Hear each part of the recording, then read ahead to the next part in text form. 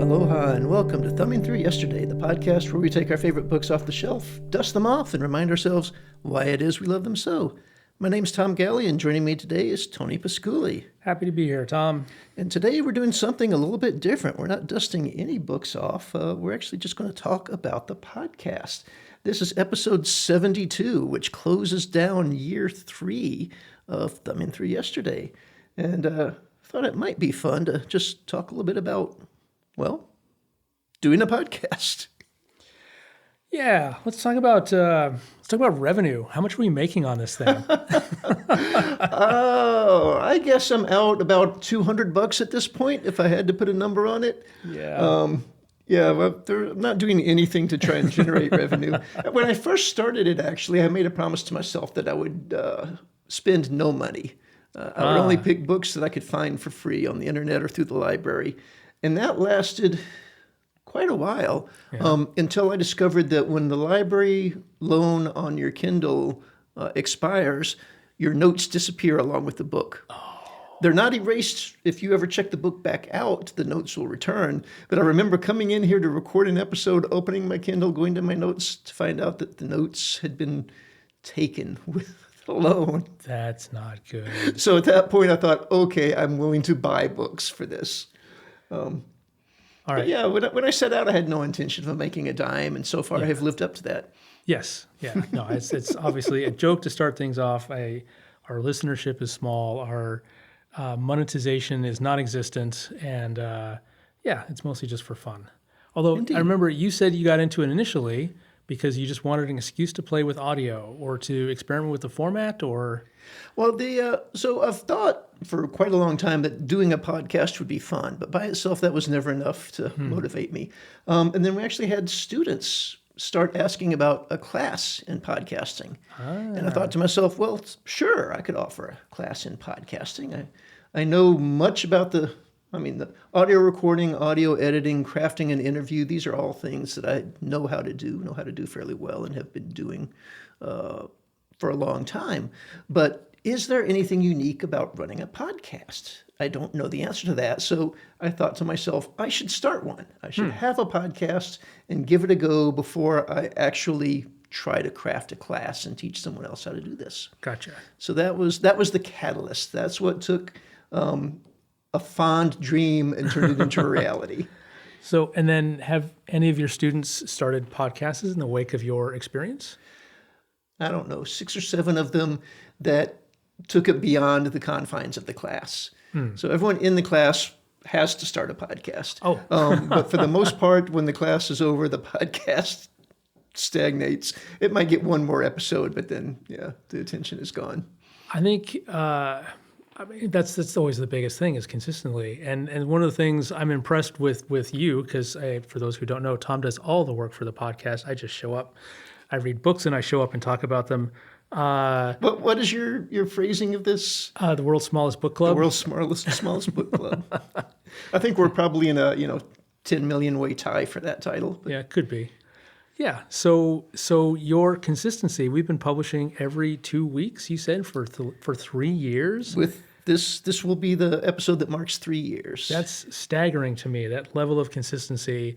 For something which is no monetary gain whatsoever, no fame, no glory, no rewards whatsoever other than an opportunity to read some fun books and talk about them.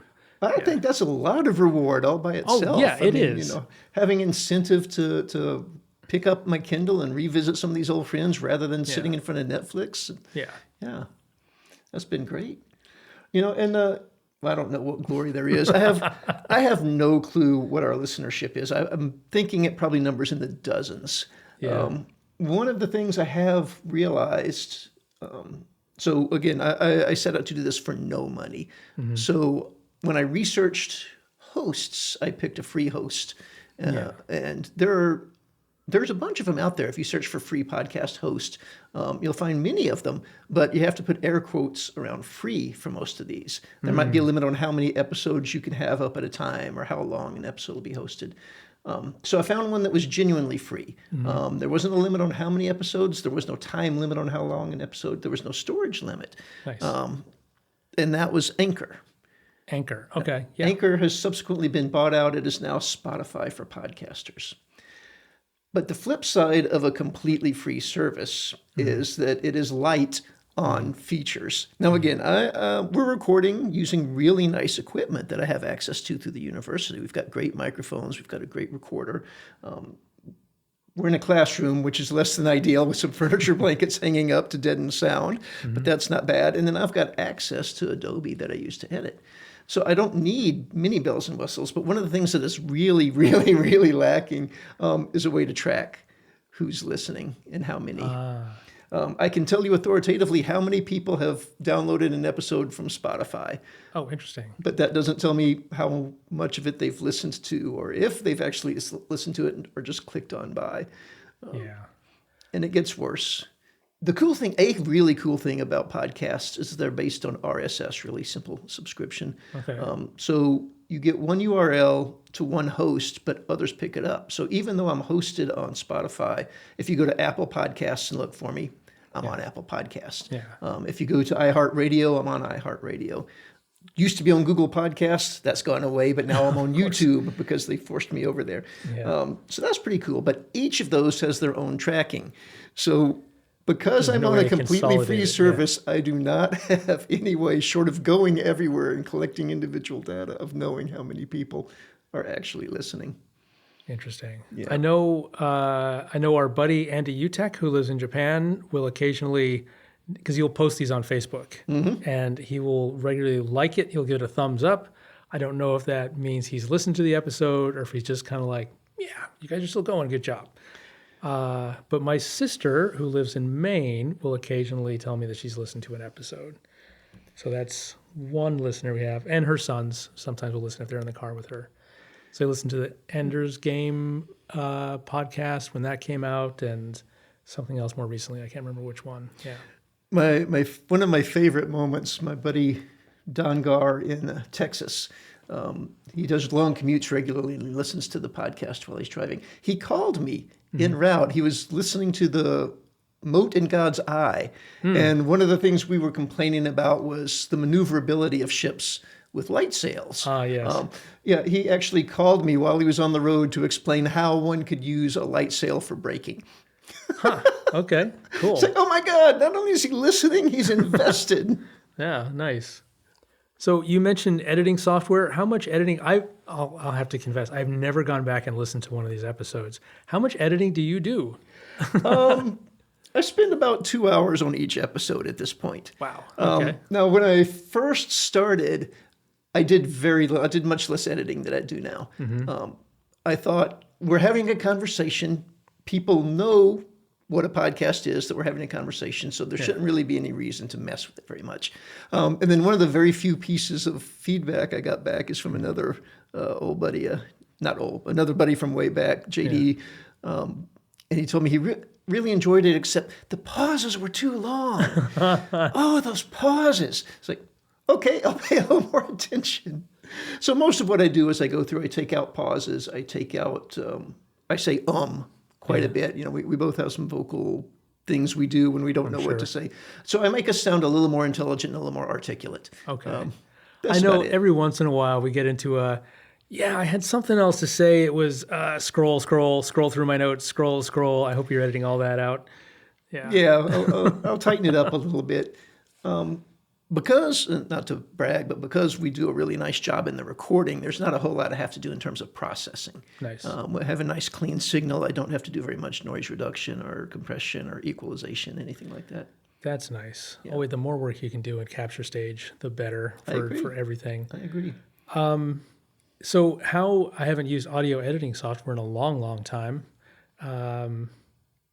But because Adobe's been rolling out AI features. Do they have an AI push a button and take out the pauses feature now? Is that something that they've... There are companies out there that claim that. And I'm an Adobe subscriber. Adobe has an online service called Adobe Podcast. And the idea is just that you upload your recorded audio file and it will go through, it will do equalization, it will do noise removal, it will do pause removal, and it sucks. It sounds awful. Okay. At least a little bit of experimenting I've done with it.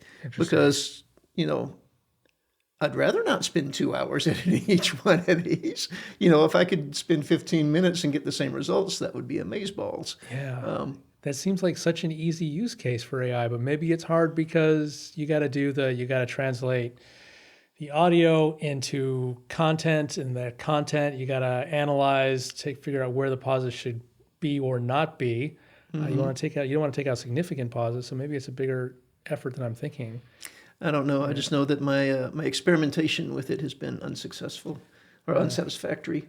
But this is another thing. If you jump on, if you're thinking about launching a podcast and you go to the internet to podcast forums looking for advice, be very careful because there are an awful lot of people out there who are pretending to know what they're talking about, and they really don't. Because you'll find over and over people saying, go to this service, it's perfect. And you go and you try it out, like, for example, Podcast by Adobe, only to find out that it's not satisfactory at all. Interesting. I have a friend who's a podcaster, actually, Mur Lafferty, one of the early heroes of podcasting. She actually wrote the book Podcasting for Dummies. Cool.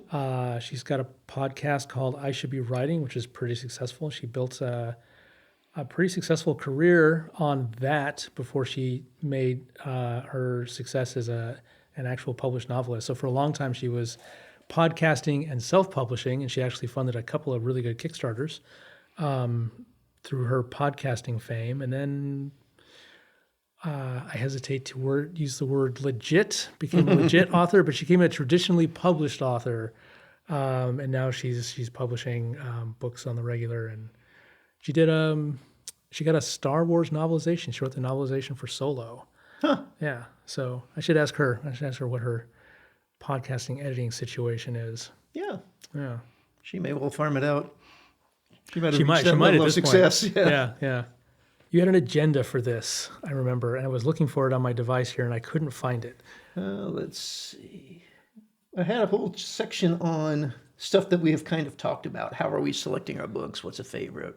Sure. How long will the thing run? We could do that. We can crunch it all into this episode for quick reference. Yeah.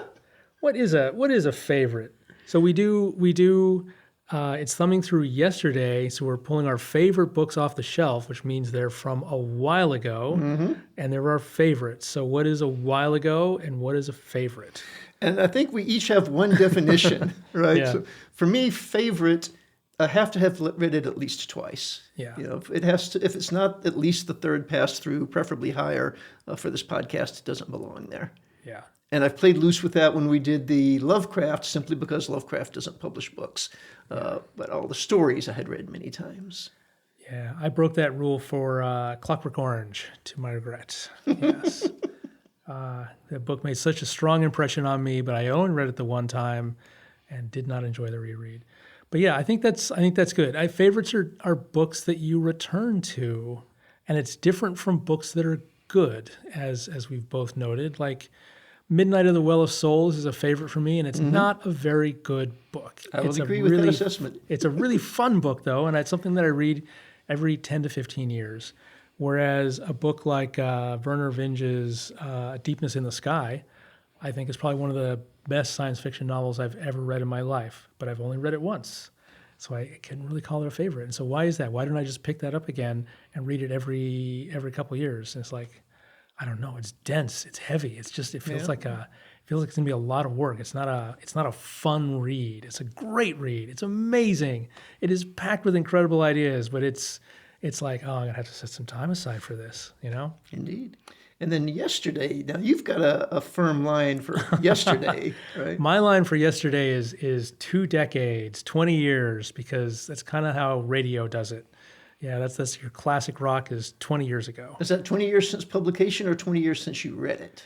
20 years since publication. So I've used that to cheat a couple times. Okay, then I'm actually going to cheat in an upcoming episode using publication rather than my exposure. And you can use whatever definition you want. We didn't establish rules for this. Yeah. There are no rules. Technically, it could be yesterday. It could be. Yeah. If I've read it more than twice, more than once since yesterday. Yeah. That would be good. But yeah, and the question of how long will it run? At this moment, we have passed my expectations. When I sat down and when I came up with the idea, which was a little adventure in itself, but I thought, how long would this be sustainable? And I thought 1 year, no problem. Yeah. 2 years doesn't seem like much of a challenge. 3 years, I thought, might be getting up near the limit of books that I have read often enough to qualify. But I've got a list, and my list is still long enough that with no other, we could make it into year 5. Yeah. We've both been reading books for a long, long time. Yeah. And we both like to come back to books that we enjoy. So I don't think we're Yeah. going to run out of books anytime soon. Not anytime soon. Yeah. And actually, as time goes on, well, more books fall into the categories of favorites and yesterday. But another thing, something I'm struggling with, there are books I would like to have done that simply aren't available. And those I've just, it seems to me that a lot of these books that have been out of print for a long time are starting to reappear. Like there's Yes. been a concerted effort. Under the Green Star, which we did not that long Right, ago, when yeah. I started the podcast, was not available electronically. So in that window, it became available. Chronicles of Amber only became available electronically a couple years ago. Yeah. Yeah. So I mean, there's every reason to think we can keep this going more or less as long as we're having a good time. Yeah. Well, I'm having a good time. So, yeah. But again, you're the one that does all the work. Yeah. 4 hours a month of editing, I assume, for 2 episodes. Typical in a typical month, yeah. That's a chunk. That's a chunk out of Yep. one of your weekends, I guess.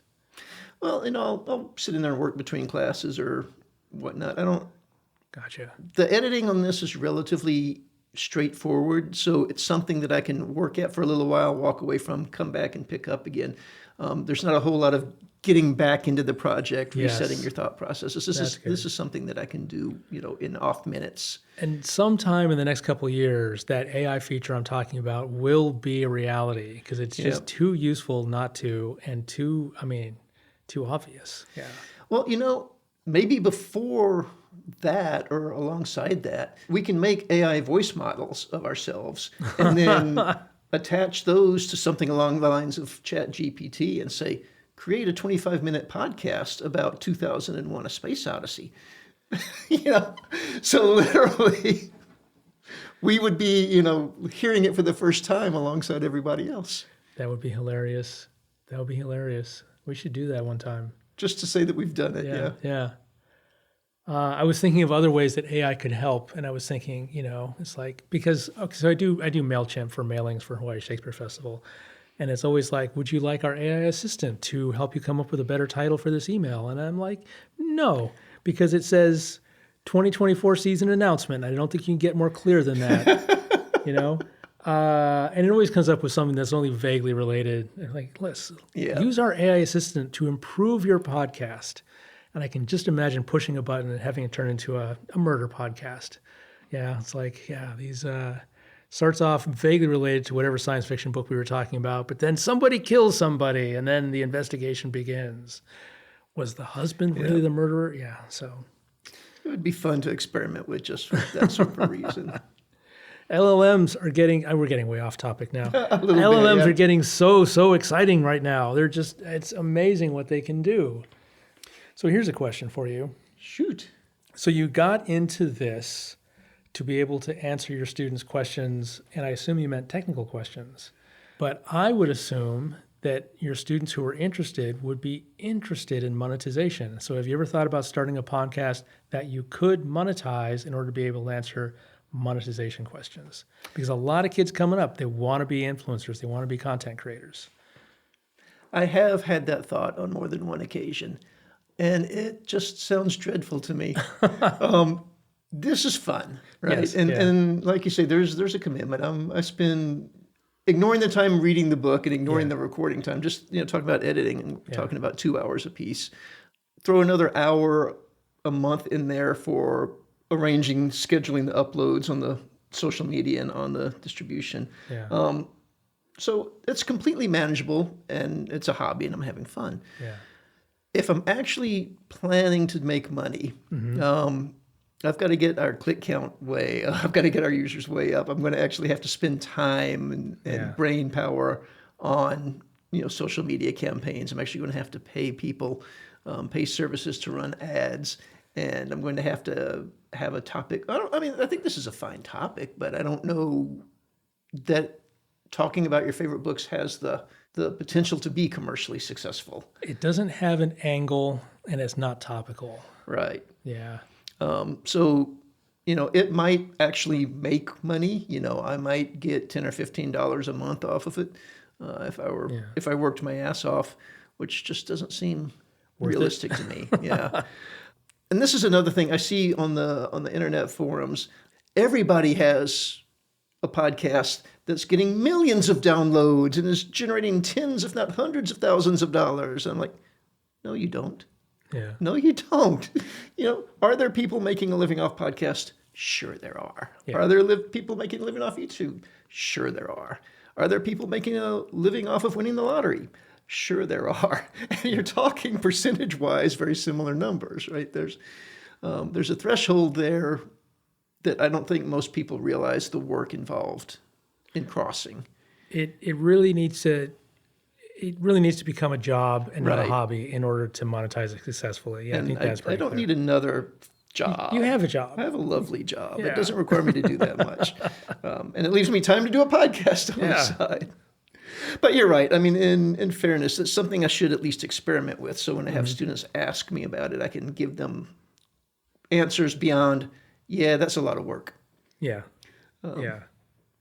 And most of the podcasts, even Spotify, they have, I could literally turn on monetization just by clicking a switch. And then there's a couple of ways I can pursue it. One is I can ask them to send me copy and I can read it as part of the show. This episode sponsored by Henry Higgins, right? Or they will send me, or that I can leave a gap in the show Oh, they fill it with God knows what. and they will fill it with God knows what. Right. So I can do either one of those things with the click of a switch. And then when I click that switch, they will even commit to doing a certain amount of advertising for me, which they're not doing now, Interesting.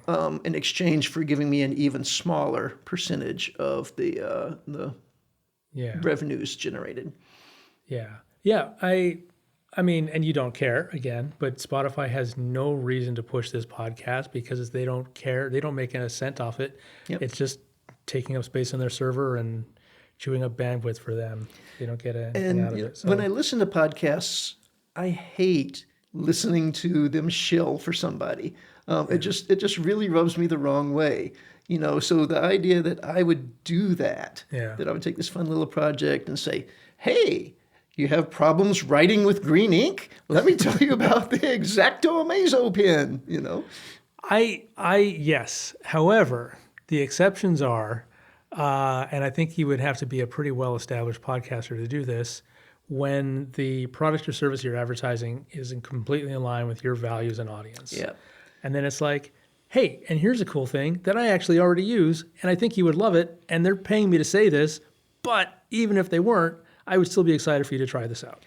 I did think very hard about reaching out to the Honolulu State Library System and seeing if they would be interesting and sponsored me. Because I would have absolutely no problem saying, and hey, this podcast is sponsored by the Hawaii State Library System. That'd be awesome. And they currently have 4 copies of The Goblet of Fire in the Kailua branch. Yeah, that sort of a thing. So, That would be, more of a feet on the ground type of thing. Yeah. That probably I would only have to renew once a year. So yeah. I wonder, speaking of which, how many of the books that we're talking about have physical copies in the Hawaii State Library System. it is easier. I have discovered it is easier to get a physical copy than it is to get an electronic copy Interesting. through the Hawaii State Library System. And they're through interlibrary loan, are they sourced locally, or are they coming from the mainland or something? They have a surprisingly good collection of the sorts of things we've been reading scattered throughout the state. So you can get interlibrary loans between the states or between the islands. Yeah. And you can even specify which library you want it to show up at, right? So I can pick the one that's most, the Kaimuki branch down here is most convenient for me. Okay. Their overdrive system, they have very current stuff. So if we wanted to do a Harry Potter book, they have Harry Potter. But the problem is with very current is it's very trendy and popular. And they Yes. might only have 1 or 2 electronic copies that might have a 9-month waiting list. Yes. And I'm not exaggerating at this point because it's something I look at, almost every book. I just know that they have limited shelf space and they have to cull stuff, to make space for new things. And so as time runs on, there's like a sort of statute of limitations, even on classic science fiction novels. Like, well, who's going to read? I mean, everybody will keep our copy of Dune, of course, but are we going to keep our copy of Frank Herbert's The Jesus Incident? Maybe not. Maybe not that one. Yeah. So, yeah. Yeah. Well, I've had pretty good luck with the library until I got annoyed and gave up on that. Okay. Do you hear that, Hawaii State Library System? This is just a sample of the content you could have if you were a sponsor of the podcast. For $15 a month, you could be reaching dozens of listeners across the world, including Japan. We're championing your interlibrary loan system and your availability of classic science fiction novels. Yeah. The Brooklyn City Library used to have an out-of-state patron card for electronic checkouts. It's not part of the New York library system, unfortunately, but as far as I could find out, as far as my friend Ernie found out, it's the largest American library that had an out-of-state checkout thing. So a few of the books came from that. It was like $50 for a year, but they have canceled it now. No longer can out-of-state people use the Brooklyn City Library. It seems like a weird service to offer, because they're being paid for probably by New York and Brooklyn, and why are they? I suppose there's that. Yeah. All right. What's next? What's next on our topic list here? Well, we're running down, but I thought people might have some curiosity as to what our most popular episodes are. I do. What are our most popular episodes? I'm going to take a circuitous route to answering that. Okay. So there's a big reveal at the end. All right. As you would expect, the week of podcast launches, it gets a certain number, a little bit, usually between 12 and 20, which, are subscribers, people that are actually paying attention. Mostly, I'm assuming these are people we know. Yeah. And then after that, it just slowly accumulates views over time. So if you look at the chart of popularity, there's a strong correlation between the age of the podcast and how many times it's been downloaded. Naturally. Yeah. Not purely, but there is a strong one. But if we look back at, let's just take a look at our top 5 here. So in 5th place, we have Ender's Game, which was the 4th episode we did. Okay. You'd expect to have that. That's a very popular book. Yeah. Also a very unpopular movie. The 4th place is held by The 9 Princes in Amber, which was the 10th episode that we did. That's interesting. So it's a little bit ahead of where it should be. In 3rd place is A Fine and Pleasant Misery by Patrick McManus, which was the 44th episode that we did. That's so in a year and a to half, me. It has climbed farther than those other 2 have climbed in 3 years. And you started to say the title, and I was thinking immediately of A Fine and Private Place, which is a fantasy novel by Peter Beagle, and thought we never did that one. Yeah, so, okay. 2nd place by a respectable margin, with almost twice as many listens as 3rd place. 2nd place is The Hitchhiker's Guide to the Galaxy, which was the 3rd one we did, but it's also Douglas Adams. Yes. And 1st place, Appaloosa. What? Which was the 45th episode. And Appaloosa rocketed to 1st place in 3 weeks. That is weird. I don't know what was up with that book, but it hit someone's search engine. There's a group of Appaloosa fans out there, or what was the author's name? Robert B. Parker. Robert B. Parker fans out there. But it went from 0 to over 100 in 3 weeks. And it has stayed at the top of the list ever since. That is shocking to me. Yeah. That is genuinely shocking to me. Huh. But great. Well-deserved. Appaloosa is an outstanding book, and Robert B. Parker is an outstanding author. Yeah, as I recall, I went and read quite a few of that series after we wrapped up Appaloosa. Yeah. Did you ever read any other Robert B. Parker? Just those. Just those. Okay. Yep. Yeah. I think I read that whole series with those characters. Okay. All right. We do a thing. This is not an official rule, but we have sort of a rule. It's called the not Heinlein all the time rule. Because we're both Heinlein fans, so we try not to pick more than one book by one author per calendar year each. Yeah, so I will bring back some Parker at some point. I'll do one of the Spencer books. Yeah, because he's wonderful. But yeah, that's about it. I mean, if you're looking for like advice on how to start a podcast, good Lord, go type it into YouTube, and pick a video that's the right length for you. But I mean, it's simple enough. You need somewhere to record quietly, right, so that you can get a clean recording. And you don't need the type of equipment I'm using. You can do this with a smartphone and a $10 mic, and you can get a pretty good sound out of that. You do need a way to edit it, and most of the hosting websites allow you to upload and then edit. Right. So again, if I'm just cutting out pauses, I could be doing that online. How is the web-based editing process? Because that sounds like a nightmare to me. I avoid web-based interfaces every chance I get, and I edit. Again, I'm using Adobe Audition on a fairly high-end Mac, but I don't need Adobe Audition on a high-end Mac to do what I'm doing here. But I'm just saying, if you don't have access to editing stuff, there is access, and it might be a little bit of a painful experience, but maybe it'll let you know whether or not this is for you. All right. 2 more questions related to editing. One, you're a filmmaker. Why are you using Adobe Audition and not a film editing program that you're already more familiar with? Because you could do audio editing in that. Are the features of Audition that much superior for audio editing? Oh, I love to hate Adobe.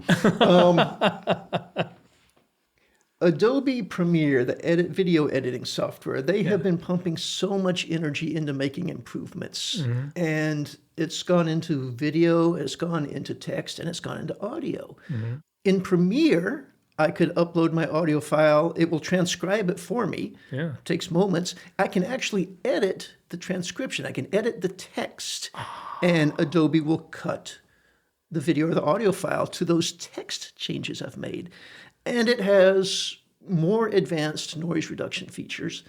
It has gotten so much love for the past 3 or 4 releases that it's scary what it's capable of doing. And it has some generative abilities in the audio as well. Audition has not gotten that kind of love. Audition today is not much better than Audition was 5 years ago. But I started using Audition because the class was going to be podcasting and audio production. And it made sense because for doing this, for what I'm doing here with the podcast, I could edit in either one and there would be no real advantage to it. But for more broad spectrum audio editing, particularly when you start talking about doing multi-track work, Audition has abilities that it would be painful to mimic in Premiere. Okay. So my thinking was I will edit in Audition so I stay fresh and familiar with Audition, and so that my audio production skills are still there for the parts of the class that aren't podcast specific.